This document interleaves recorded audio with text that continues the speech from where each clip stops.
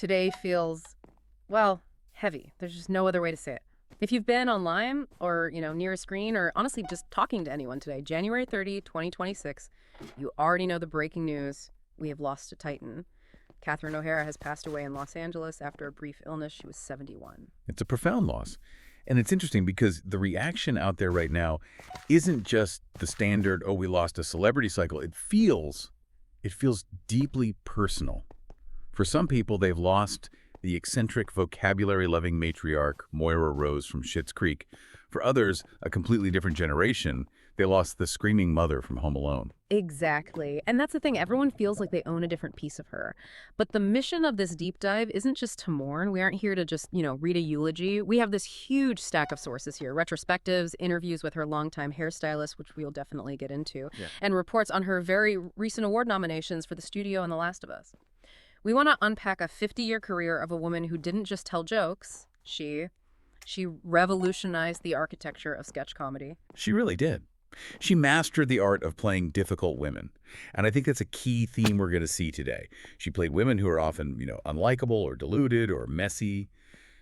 But she did it with such delight and humanity that you couldn't help but love them. She was fearless. And if we connect this to the bigger picture of comedy history, she's one of the architects of the modern character study. So let's go back to where it all started. Because to understand Catherine O'Hara, you have to understand the environment that built her. We have to look at the Funny family in Toronto. Right, the Toronto roots. She was born in 1954, the sixth of 7 children in a Catholic Irish family. Now, usually when you read about comedians coming from massive families, the narrative is about fighting for attention. You have to be the loudest at the dinner table just to get fed. But the O'Hara dynamic was different, right? It was. In the O'Hara house, humor was the currency, but it wasn't a weapon. It was a shared language. I love this detail from the biography notes. She once said she was a literal combination of her parents. Her dad was this shy guy who worked for the Canadian Pacific Railway, but he'd come home and tell jokes. And her mom was this gregarious real estate agent who did impressions of everyone she met. And O'Hara said that in their house, being funny was highly encouraged. Yeah. That's such a crucial environment for a developing comedian. It's not just about being the class clown to disrupt things. It's about observation. She was watching her parents perform for each other. She learned that being funny was a way to connect, a way to show love. And she took that training right to the source. She started as a waitress at Second City in Toronto. Can you imagine? Catherine O'Hara bringing you your burger before getting on stage. It's the classic showbiz apprenticeship story. She went from waitressing to joining the troupe in 1974. And here's a nugget that really sets the stage for her caliber right out of the gate. She was the understudy for Gilda Radner. Wow. Talk about big shoes to fill. That's iron sharpening iron. And when Gilda left, Catherine stepped up. This leads into the SCTV era. But there's this one story that I think perfectly captures her personality and her integrity. In 1981, Saturday Night Live hires her. This is the holy grail for comedians, right? It's the golden ticket. You don't say no to SNL. Usually, yes. She was hired to replace Ann Risley during a retooling year. She packs her bags, she goes to New York. And here is where it gets really interesting. She quits before she ever appears on air. She quit SNL before the first show. She did. She basically said she didn't like New York. But if you dig into the retrospectives, it was really about the work culture. She chose to return to SCTV. That decision speaks volumes. SNL is often about the individual star or the cast member breaking out. SCTV was about the ensemble. She prioritized her environment and her creative comfort over the perceived bigger gig. And honestly, it paid off. It certainly did. And we need to clarify something because people often think of her just as a performer. But in 1982, she won a Primetime Emmy for writing on SCTV. That is a critical distinction.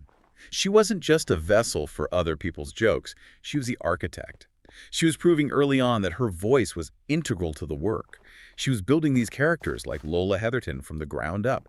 She understood the structure of the joke, not just the delivery. Okay, let's unpack the transition to film because this is where she meets 2 very important men in her life. One is Tim Burton and the other is Bo Welch. Beetlejuice, 1988. This is her mainstream breakout as Delia Dietz. The stepmom with the terrifying sculptures. The confidently untalented artist. This is an archetype O'Hara basically perfected. But the most important thing that happened on that set wasn't the movie itself. It's where she met the production designer, Bo Welch. They married in 1992 and had 2 sons, Matthew and Luke. It's actually really sweet. In an industry where marriages last about 15 minutes, they were a rock. They were. And speaking of full circles, I saw a quote from a retrospective that mentioned her recent return to the Delia Dietz role in Beetlejuice. Beetlejuice just a couple of years ago in 2024. Apparently, her character's fate in that sequel was, well, very Catherine O'Hara. Oh, I remember reading this. It was absurd. It was. She dies in a snake accident and spends the movie searching the underworld for her husband. Critics called it weirdly touching. And that's the O'Hara magic, isn't it? Taking an absurd concept like a snake accident and making it emotionally resonant. Speaking of emotionally resonant, we have to talk about Home Alone. We do. Kate McAllister. Now, everyone remembers the screaming Kevin on the plane. It's iconic. But looking back at the sources, the film historians argue she is actually the secret weapon of that movie. She is the emotional heart. Think about it. That movie is a live-action cartoon. You have Joe Pesci and Daniel Stern getting hit with irons and paint cans. It's slapstick violence. It's absurd. If the mother is also a cartoon, the movie floats away. It doesn't work. So she has to be the anchor. Exactly. Catherine O'Hara grounded it. Her desperation to get home to her son is what gives the movie stakes. Without her genuine panic and grief, it's just a kid hurting burglars. She made you believe that a mother would do anything, absolutely anything, to get back to her child. That is such a good point. And the reaction to her passing reflects that connection. Macaulay Culkin released a statement today that it broke my heart. I saw that he said, "I thought we had time." Oh, wow. That hits hard. It really shows that the bond went beyond the screen. It wasn't just a job for them. It does. And before we move on from this era, we should briefly touch on her voice work. She wasn't just a face. She was Sally in The Nightmare Before Christmas. And she did her own singing. She did. And even recently, in 2024, she was Pinktail in The Wild Robot. She had this unique vocal quality, brassy and commanding, that crack into this great vulnerability. She used every tool she had. Okay, so we have the sketch legend, the blockbuster mom. But here's where it gets really interesting for the comedy nerds listening, the Christopher Guest era. The improvisational genius. Huh. This is where her Second City training really shined. Films like Waiting for Guffman, Best in Show, A Mighty Wind, these movies are largely improvised. The actors get an outline, but the dialogue, that's all them. I rewatched Best in Show recently, her role as Cookie Fleck. The woman with the sordid romantic past. Yes, the way she runs into all her old flames while her husband stands there oblivious. But then you look at, for your consideration, where she plays Marilyn Hack. That performance is a masterclass. Yeah. Marilyn Hack is an aging actress who gets a tiny, tiny bit of Oscar buzz for a terrible movie and slowly loses her mind. It's painful to watch. It is, and that's the point. She played mediocrity with tragicomic precision. She peeled back the bravado to show this frenzied need underneath. She wasn't afraid to play characters who were confident but completely untalented. That's a recurring theme, isn't it? Delia Dietz, Marilyn Hack. It is. She played people who took themselves very seriously, even if the world didn't. She never winked at the camera. She never said, "Hey, look at me, I'm being funny." She committed to the character's delusion. And that brings us inevitably to the pinnacle of that archetype. The Renaissance, Schitt's Creek, Moira Rose. It's hard to overstate how massive this was. It introduced her to a completely new generation. She swept the awards for the final season, Emmy, Golden Globe, SAG, Critics' Choice. It was a clean sweep. Well, we have to dig into the technicals here. We have to talk about the accent. The accent that launched 1,000 memes. So, digging into the notes here, it turns out the accent wasn't even fully formed in season 1. No, it wasn't. It really developed after the character got sloppy drunk in some of the early episodes. O'Hara described it as an affectation of an affectation. Which makes so much sense. Moira Rose is using this accent as a mask. It's a shield. Yeah. It's archaic. It's unplaceable. Is it British? Is it transatlantic? And it tells you everything you need to know about who Moira wants to be versus who she is. She uses big words to keep people at a distance. But you know what really tells us who Moira is? The wigs. Ah, the wigs. This is my favorite part of the research. This is the nugget of the episode for me. We have this great source from her longtime hairstylist, Anna Soares. Apparently, this whole wig thing was Catherine's idea. And it started small, right? Yeah, just a handful. But by the final season, the collection had grown to over 25 wigs, and O'Hara named them. She had Kristen, she had Robin. What's fascinating here is the process. In a normal production, hair and wardrobe are planned weeks in advance for continuity. But on Schitt's Creek, O'Hara would often choose a wig based on her mood right before filming. Can you imagine being the costume designer? Okay, Catherine's wearing the pink bob today. I guess we're changing the blouse. It adds that layer of chaos that fit Moria so well. Her look was volatile.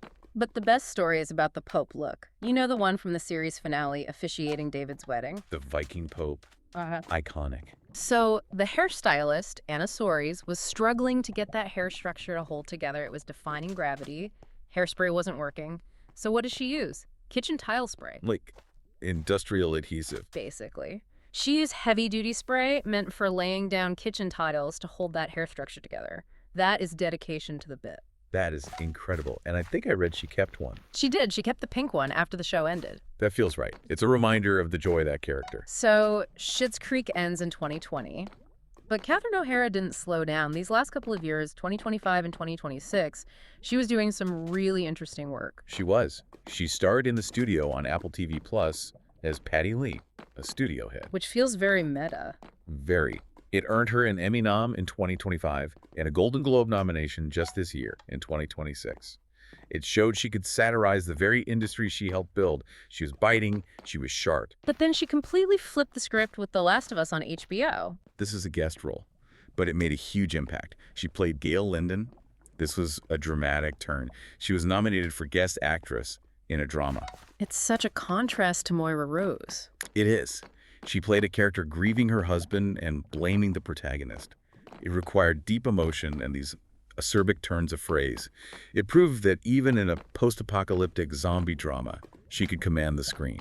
She didn't need the wigs to be compelling. Before we wrap up, I found one personal fact in the biographical notes that I honestly had never heard before.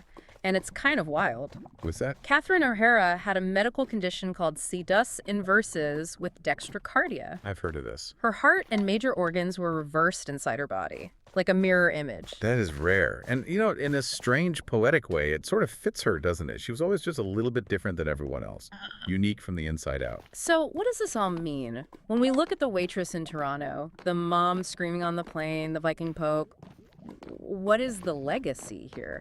I think the summary is that she was the best case scenario of sketch comedy training. She could slip into anything absurd, heartbreaking, villainous, heroic. But the key, the thing that made her Catherine O'Hara, was her lack of vanity. That's it. That's the takeaway. She was willing to look crazy. She was willing to look mediocre. She was willing to be unlikable. She proved that the funniest people are often the ones who take their characters more seriously than they take themselves. She never winked at the camera. She committed to the bit until the very end. She really did.